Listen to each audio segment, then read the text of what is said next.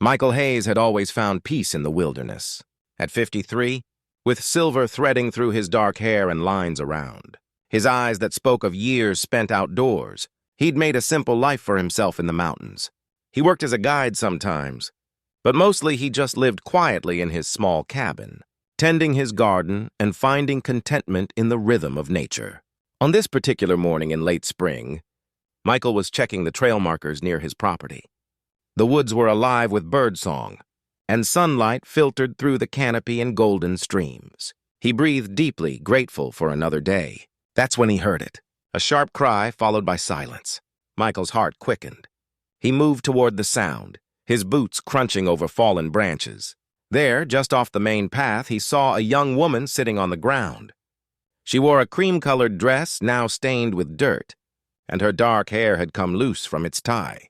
Her face was pale with shock, and she was staring at her ankle with wide, frightened eyes. "Don't move," Michael said gently, approaching with his hands visible. "I'm here to help." The woman looked up at him, tears brimming. "A snake," she managed to say. "It bit me." Michael knelt beside her, his movements calm and steady despite his concern. He could see the 2 small puncture marks on her ankle, already beginning to swell. Near a fallen log, he spotted the copperhead slithering away. "All right," he said in that same gentle voice. "We're going to take care of this. My name is Michael." "What's yours?" "Helena," she whispered. "Elena Morrison."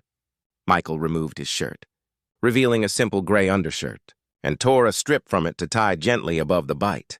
"Elena, I'm going to carry you to my cabin. It's not far. I have supplies there, and we'll call for help." "You're going to be fine." She nodded, trying to be brave, though he could see the fear in her eyes. As Michael lifted her carefully in his arms, Elena said quietly, "Thank you. I was hiking alone. I shouldn't have been. It was foolish." "We all need solitude sometimes," Michael replied, carrying her steadily through the forest. Nothing foolish about that. At his cabin, Michael worked with practiced efficiency. He'd dealt with snake bites before. He kept Elena comfortable, elevated her leg, and called the ranger station on his old landline. While they waited for the medical team, he made her tea and talked to her in that calm, reassuring way of his. "You've done this before," Elena observed, her voice stronger now. "Lived out here a long time," Michael said with a slight smile. "You learn what matters. How to help. How to stay calm." Over the next hour, as they waited, they talked. Elena told him she'd been hiking to clear her head, to escape the pressures of her life. She didn't mention what those pressures were, and Michael didn't ask. He just listened. When the medical team arrived, they stabilized Elena and prepared to transport her. She reached for Michael's hand. "Thank you," she said, her eyes glistening. "You saved my life." "Anyone would have done the same," Michael replied. But Elena shook her head. "No, not everyone stops. Not everyone cares." As they took her away, Michael thought that would be the end of it. A moment of connection, then back to his quiet life. That's how things usually went.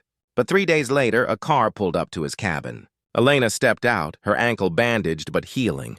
Behind her came 2 other people in business attire, looking distinctly out of place among the trees. "Michael," Elena said, walking carefully toward him, "I needed to come back, to thank you properly, and to tell you something." They sat on his porch, and Elena took a breath. "I wasn't entirely honest with you. My full name is Elena Morrison Ashford. My grandmother left me Fort Ashford when she passed last year." Michael's eyes widened slightly. Fort Ashford was a local landmark, a historic estate that had been in the same family for generations. It was now a museum and event center worth millions. "I've been struggling," Elena continued, "trying to figure out what to do with it. How to honor my grandmother's memory while making it sustainable. I've been so focused on business plans and profit margins that I forgot what my grandmother actually valued." She paused, looking at the simple beauty of the forest around them. "When you helped me, you didn't know who I was. You didn't want anything. You just helped because it was the right thing to do. That's what my grandmother would have done. She always said the measure of a person is how they treat someone who can do nothing for them." Michael was quiet for a moment. "Your grandmother sounds like she was a wise woman." "She was," Elena said softly. "And I want to honor that. I'm turning part of Fort Ashford into a nature education center, a place where people can learn about these woods, About conservation, about finding peace in simple things. She looked at Michael hopefully. I was wondering if you might consider being involved. Not as an employee, as a partner. Your knowledge, your calm presence, your genuine kindness. That's what the center needs. Michael was taken aback. I'm just a simple man, Elena. I don't know anything about running. You know about what matters, Elena interrupted gently. That day in the woods, you taught me more than any business consultant ever could. You reminded me that life is about connection, about being present for another person, about helping without expecting anything in return. Michael looked out at his beloved forest, then back at this young woman who had wandered into his life so unexpectedly. I'd be honored, he said simply. Over the following months, Michael and Elena worked together to create something beautiful. The Nature Center became a place where children and adults alike could learn about the wilderness.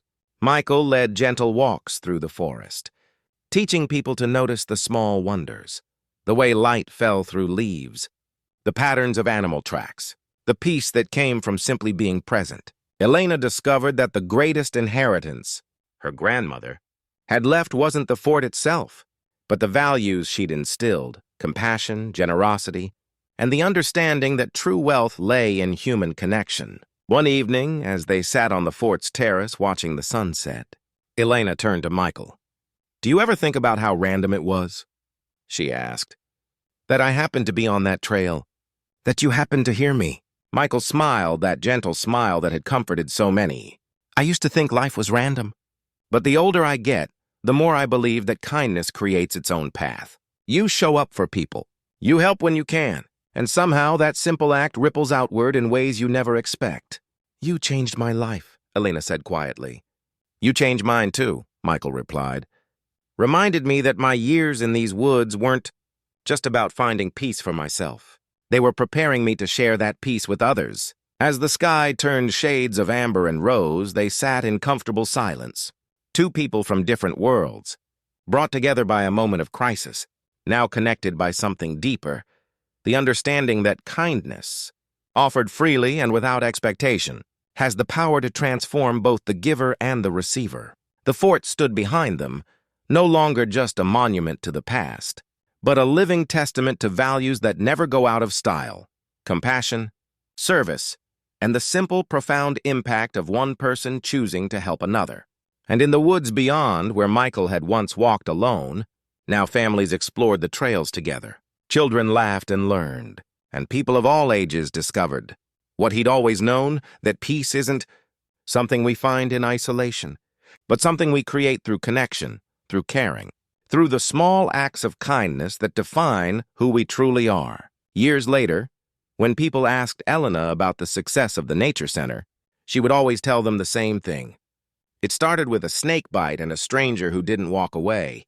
Sometimes that's all it takes. One person who cares, one moment of genuine kindness, and everything changes.